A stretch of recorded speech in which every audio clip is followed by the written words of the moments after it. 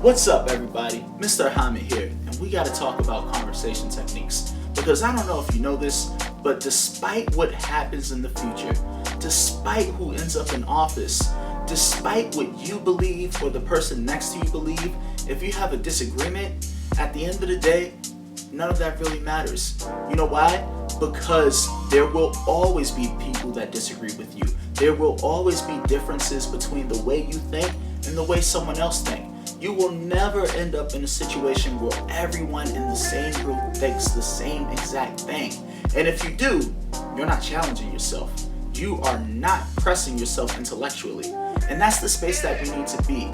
We seem to have come to this situation where we have lost the ability to converse with each other and share ideas that exist in opposition to one another that can be used to bring us to new understandings. Because of this, in my classroom, I have incorporated something that is referred to as academic discourse.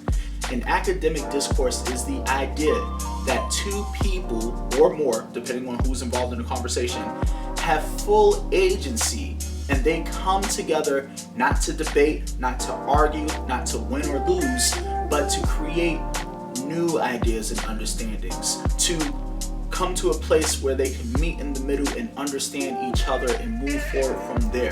So it's not about forcing one's values or beliefs or will onto someone else. It's not about that imposing nature that you find in debates or arguments. It's more so about being a community, having this style of conversation so that you can work with each other to achieve new things and to build together, despite the fact that you may have different beliefs. The reason why we have problems right now is because no one's listening to each other. No matter who's right or who's wrong, we're just yelling at each other. And that makes it difficult to have a conversation. And I know you may say, well, how can I converse or convince someone to see their wrongs or to believe what it is that I'm saying? And I think that's part of the issue. It's all about what you're saying and not what about the other person is saying. Now, this may sound crazy, I know, because people have said crazy things. But as Dave Chappelle said, the thing that's scary about this presidency is after it. I don't know if you've been married before or had a girlfriend and said something in a fight that was so wrong, and then after that, we still family, we still around each other, but man, I sure did say all that, didn't I? And as a teacher, I am determined to figure out how is it that we can live together best. Academic discourse is a key way to do this.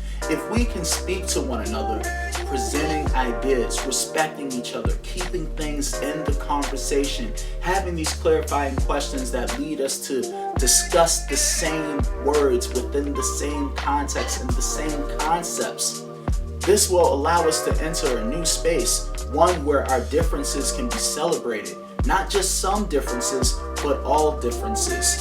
And we still may not agree, but it's important that we love, care, and respect one another, because at the end of the day, each other is what we have. So attached to the video, I hope you read the articles that I suggest. They will be extremely helpful and enlightening in terms of dealing with opposition and learning to understand and see things from a different perspective.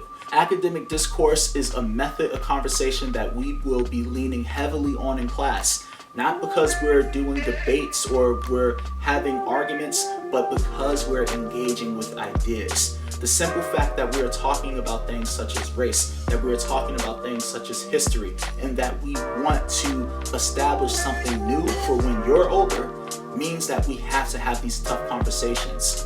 And this is the way. This is a great way for us to do it, and I look forward to engaging in academic discourse with you.